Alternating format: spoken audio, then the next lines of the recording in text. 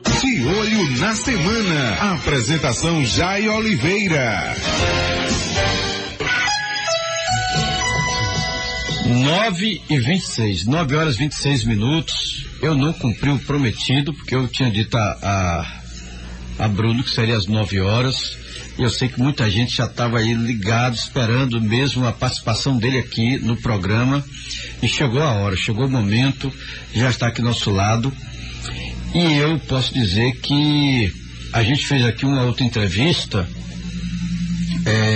num momento crucial, né, dessa história de Ana Lu. E foi um momento muito emocionante para todos nós.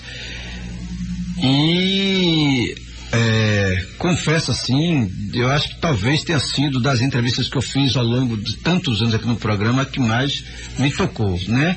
Porque a gente, como pessoa, como cidadão, mesmo não conhecendo a Ana Lu, aqueles que não a conhecem, mas no meu caso, onde a pessoa participa da mesma igreja que você participa, onde você teve o prazer de registrar os filhos, né, da pessoa, inclusive eu estou até hoje lá para lhe entregar, né? A promessa de para lhe entregar, e você acompanha essa história toda, e para quem é pai, para quem é mãe, aliás, para quem tem família, sabe, a gente tenta imaginar a saudade no coração de uma mãe de quem está com seus filhos distantes, né?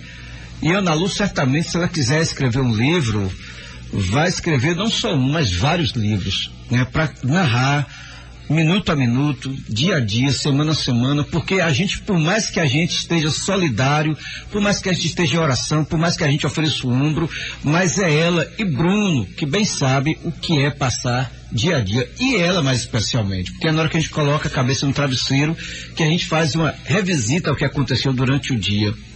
E uma pessoa que em alguns momentos a ciência certamente chegou a dizer, olha, aqui só mais alguns dias e talvez só mais algumas horas. E essa mulher que teve talvez um tempo limitado, já marcado pela ciência, vai estar de volta à nossa cidade, com a fé em Deus, e Bruno vai falar sobre isso. É claro que ele vai falar sobre outras demandas também da associação, mas o foco, Bruno, e eu vou pedir para a gente começar por esse foco, é o retorno da sua esposa, né? Da nossa querida Ana Lu. Bom dia, Bruno, seja bem-vindo aqui aos estúdios da Vida Nova FM. Bom dia, Jai, bom dia a toda a equipe da Vida Nova, todos os ouvintes, meu amigo e meu irmão Fábio, aqui nosso secretário de Educação, parceiro aqui nas atividades da associação e amigo. Lembrávamos aqui agora com saudade do nosso irmão Flávio, e está aqui, está em casa já, está em família, e estou aqui hoje com o coração cheio de gratidão a Deus, né, e depois aos irmãos, né? Então, assim, eu tenho dito repetidas vezes que nós chegamos onde chegamos porque os irmãos abraçaram a nossa causa, rezaram conosco, clamaram conosco, nos ajudaram das mais diversas formas. Então já teve momentos que Ana tinha que transfundir sangue, às vezes até 2, 3 vezes no dia. Então é um gesto muito concreto. Então, assim, se os irmãos não tivessem abraçado essa causa, não tivessem comparecido aos centros, doando e tudo, não seria possível. Teve um momento em São Paulo, porque a gente começou essa trajetória aqui em Tapetinga, fomos para Conquista Salvador, fomos para São Paulo, e aí chegou lá em São Paulo e teve um momento que o banco de sangue precisava de suporte. E aí eu pensei, em São Paulo, porque em São Paulo não tem um parente, não tem um... E assim, aí o banco pede a você esse apoio. E aí eu fiz uma campanha de lá, né, para a questão do sangue e tudo mais. E assim, teve amigos que conheciam amigos em São Paulo e fez um movimento. Teve um dia que chegou lá um ônibus e desceram 22 jogadores, mais a equipe técnica, todo mundo. E a equipe do 9 de Julho, que foi o hospital que nós ficamos internados lá em São Paulo, disse que, né, não tem relato, né, de um movimento tão grande com relação à doação de sangue, mesmo no estado de São Paulo. Então, como não né, Jair, não agradecer e não conseguir enxergar, né, a contribuição e a parcela de todo mundo, né, nessa história nossa. Então, assim, é o que eu tenho dito a Ana, assim, repetidas vezes, até em vista do dia 21, e falava aqui com vocês antes de começar a entrevista, que é necessário agradecer. Sim. É necessário agradecer e é preciso que todo mundo entenda que faz parte, que fez parte, né? Porque às vezes a gente olha ali, Ana Lu, olha a família de Bruno, eu compreendo que o que nós passamos e a cruz que nós carregamos é muito particular, mas também compreendo que sem a ajuda da comunidade, da igreja, dos irmãos, nós não teríamos conseguido. E uma coisa bonita que eu achei foi que nesse momento esses muros infelizes que separam religiões ou classes sociais, eles ficaram derrubados, nem que seja por esse momento, mas ficaram, que a gente viu todo mundo irmanado nessa mesma luta, né, Bruno? E certamente você recebeu de outras igrejas, né, além dos padres, do nosso pastor, que é o Dom Josafá, também certamente por parte de pessoas de outras igrejas, de líderes de outras religiões, você também recebeu esse apoio, não foi? É preciso começar dentro de casa. Sim. Então, eu, Jair, do nosso clero, das nossas paróquias, da nossa comunidade, principalmente das comunidades assistidas pela associação. Então, assim, os nossos irmãos mais carentes, mais necessitados, né, tiveram muita compaixão de nós, tanto que, assim, as casas de missão começaram a abrir todos os dias para rezar por ano, e a presença deles foi massiva, né, tem sido massiva, né, e toda vez que eles me encontram, né, e profetizam coisas bonitas e dizem que estão esperando por ano, então, assim, foi algo que tocou demais o meu coração. E aí, voltando para a nossa igreja, na verdade ainda estamos nela, né? Então, assim, na nossa igreja, a presença do padre é o pai, né? O pastor. Então, para não ser injusto aqui falar de padre X, padre Y, a gente fala de Dom Josafá, né? Como arcebispo, né? E a gente sabe de todas as ocupações e atividades que ele tem, mas ele tem sido um pastor muito presente, não só aqui em Tapetinga, mas em toda a arquidiocese, e ele conhece o trabalho, conhece Ana, os nossos filhos, e ele abraçou, assim, de uma forma que eu não tenho como agradecer pelo cuidado, né, de ligar, de procurar nos ajudar, né, até no sentido mesmo material, ou um exame, uma situação ou outra. Então, assim, ele foi muito cuidadoso, muito amoroso, e nisso eu estendo essa gratidão a ele, eu estendo aos demais sacerdotes, né? Meu amigo Padre Atos, que eu não tenho na conta de amigo, mas é um irmão. Está na escuta do programa. Está na escuta conosco agora. Nos acompanhou, só não foi em São Paulo ainda, que talvez ainda vá comigo, mas assim, foi em Salvador, foi em Conquista, então assim, então em todos os momentos assim, mais cruciais, mais difíceis da nossa história, ele fez questão de encontrar um lugar na agenda, de estar presente. Então já é o tipo de coisa que, como é que a gente mensura isso, né? Então assim, todas as vezes que eu motivei campanha de oração, Padre Nilson, Padre Wilton, né? Então assim, foram sempre muito solícitos comigo, né? Então assim, deram a bênção, participaram, celebraram, a comunidade chegou junto. Então assim, eu vi algo que, sendo honesto com você, eu não esperava, eu não conseguia, assim, né, até agora aqui lembrando, né, me emociono, porque assim, foi uma resposta assim de Deus, né, a partir da comunidade, da igreja, que eu não tenho como explicar, né? Então assim, nós escolhemos como associação cuidar das pessoas, né? Então assim, nesse momento foi como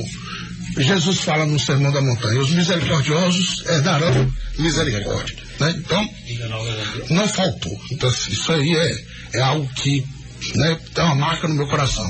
É verdade. Enquanto o Bruno recupera aqui, porque eu sei que a emoção é grande, né? Não tem como não vir lágrimas aos olhos, não tem como a gente não se emocionar, porque a gente, como eu disse, nós acompanhamos, por mais próximo que estivéssemos dele, ainda à distância, porque Bruno, ele viu essa questão de perto. E certamente, em alguns momentos, o médico, quando chegava para falar, né, da situação, pode ter trazido para ele assim uma ducha de água fria, né? Relatando, olha, a situação, porque uma pessoa, inclusive, né, eu não falei isso para Bruno ainda, Hoje, me atende aqui, por favor, Júnior. Uma pessoa que me disse assim, já eu acho que a gente tem que estar preparado agora para o pior, porque a situação de Ana Lu chegou no limite. Como é que a gente vai acolher Bruno e tudo mais? Eu falo assim, não, eu estou confiante. Quando houver, né, o sopro de Deus em Ana Lu, eu estou confiante. E aí, rapaz, quando foi para São Paulo, meus familiares sabem disso, aí mandei mensagem para todo mundo, pessoas que eu nem conhecia, você teve até semana, a pessoa foi lá no hospital, né? E assim, foi algo que nos tocou, até para falar para minha esposa da notícia. Eu sabia que toda vez que falava para ela, a notícia é boa ou não tão boa assim, ela sempre chorava, né? Eu estou imaginando o dia que ela encontrar a Ana Lu para poder dar esse abraço. É claro também que a Ana Lu vai ter que se resguardar também quando voltar, né? Esse contato, a gente tem que ter esse cuidado com ela, mas o retorno, estar de volta com os filhos, é o ponto principal aí, né, Bruno? E você, depois, se Bruno for falar aqui o que é que ele passou com os filhos, gente, é outra história que dá um outro livro, porque essas crianças certamente perguntavam, papai, cadê mamãe, né? Quando é que mamãe volta? E aí, Jair, concluindo essa pergunta que você me fez anteriormente, o movimento dos nossos irmãos das demais religiões, né? Então, assim, esses muros que caíram, né? O que o Papa Francisco pede o tempo todo para que a gente aprenda a construir pontes. E assim, eu recebi mensagens, né, de apoio, e não só mensagens, mas também gestos concretos, né, das mais diversas denominações. Isso aqui, assim, se eu for eleger aqui uma comunidade para agradecer um movimento, né, é até injusto. Mas assim, primeira, segunda Igreja Batista, teve uma irmã que me marcou muito, Jair, que ela me mandou uma mensagem, né, falando de Ana, né, uma irmã protestante, evangélica, e colocando como toda aquela situação marcou a vida dela. E que ela já estava rezando por Ana, né? Então assim, e aí ela fez uma campanha de oração que todos os dias, às 3 horas da manhã, até hoje, isso tem, que eu conversei com ela, deve ter uns 4 meses, até hoje, todos os dias, às 3 horas da manhã, ela me manda, ela levanta para orar e me manda uma oração direcionada para Ana. Todos os dias, sem falhar um dia sequer. Então, assim, o Centro Espírita, né, os mais diversas casas aqui na nossa cidade, então, assim, todo mundo, sabe, abraçou mesmo a causa que eu, olhando assim, já enxergo que é a causa da família. Eu acredito que isso marcou muito as pessoas, porque as pessoas tiveram a oportunidade de revisitar a sua família. Eu cheguei aqui, eu fui numa clínica, encontrei uma amiga de longa data, que ela falou assim que ela estava um dia de domingo em casa, e aí o filho pediu um bolo de chocolate, né? E ela falou que assim, estava tranquilo, mas falou, fazer um bolo agora e tudo, estava com o marido, e aí que ela não ia fazer, e aí ela lembrou de Ana, porque se tem um boletim que eu participei, que foi um dia que me marcou muito, que ela falou assim, estava na expectativa dela receber uma alta, que ela nem chegou a receber. E aí ela falou que tinha guardado várias receitas e tudo mais. Em Salvador? Ela estava em Salvador. Que ela tinha guardado várias receitas e tudo, que quando ela recebesse alta, que ela ia cozinhar para as crianças. Né? Que uma coisa que ela adora é fazer algo para as crianças, e os meninos disseram assim, mas como isso está gostoso e tal. E ela falou assim, nenhum de vocês vai me pedir de cozinhar. Eu quero, né, ter esse momento com meus filhos.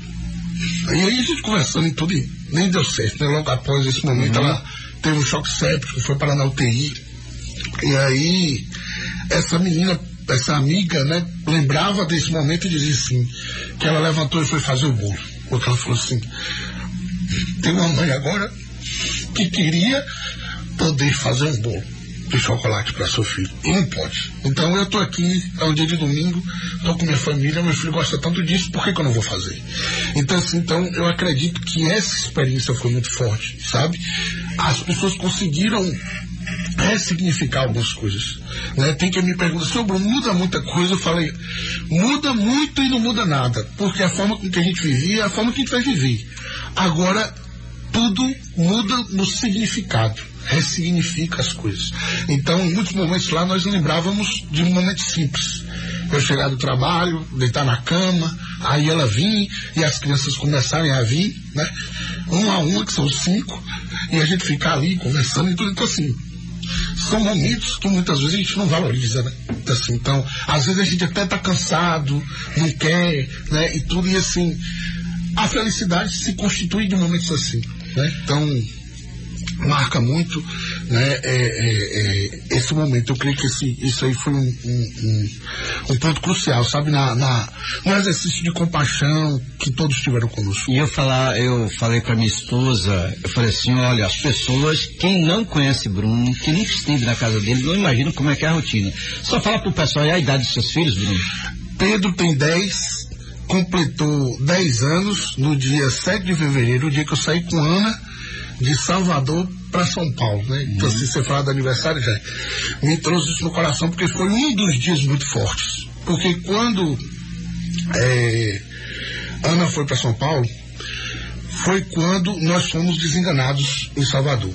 Então, assim, não é que às vezes as pessoas querem colocar em xeque o hospital, o médico, e não foi isso, né? A equipe é fantástica, então, assim, nos tratou muito bem, o hospital muito bom. Então, assim, foram 3 tentativas de quimioterapia, então, assim, que não respondia.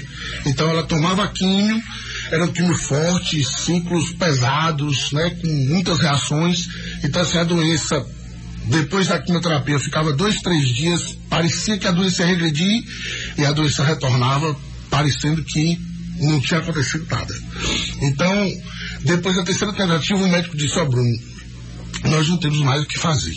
Então, no dia que ele chegou no dia de manhã, pediu para me chamar à parte e tal, eu fui, e aí ele explicou que, e a gente já sabia disso, porque quando nós chegamos, ele falou, o câncer de Ana é raro, né? Então, assim, é um linfoma, porque linfoma tem dezenas, né? Eu nunca tinha vivido um câncer tão de perto como vivi agora. Então, são dezenas de câncer. O de Ana representa 4% de todo o universo de linfomas. E é um câncer raro e agressivo. Então, ou seja, um câncer que ele não manifesta sintomas prévios. Quando você vai sentir alguma coisa, ele já tomou o corpo inteiro, ele já está no estágio 4. E ali, se não houver uma intervenção rápida, no sentido da medicação, e muitas vezes, na maioria esmagadora das vezes, no caso de Ana, a única cura era o transplante. Ela tinha que fazer a químio, reduzir a doença, para que ela tivesse uma janela para fazer o transplante, era a única chance dela. Então, assim, aí quando você entra nessa dinâmica, é algo muito pesado, porque, assim,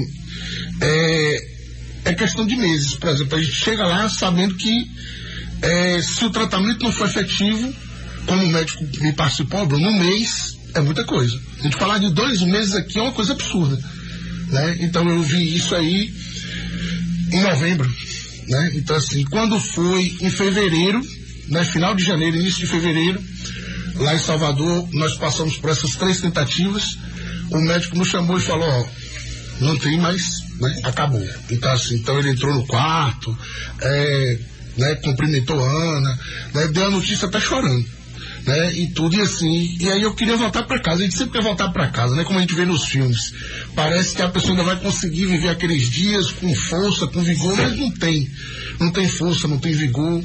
Então ela sentia muita dificuldade para respirar, não estava conseguindo mais andar. O médico falou, Bruno, eu não recomendo essa viagem, então é melhor vocês ficarem aqui. Aqui hoje em Salvador tem uma clínica, um hospital de cuidados paliativos, né? Para quem está ouvindo e não conhece o termo, uma clínica de cuidado paliativo, você já vai para morrer. Mas lá, os cuidados paliativos é para que a pessoa não sofra tanto, não sinta tanta dor.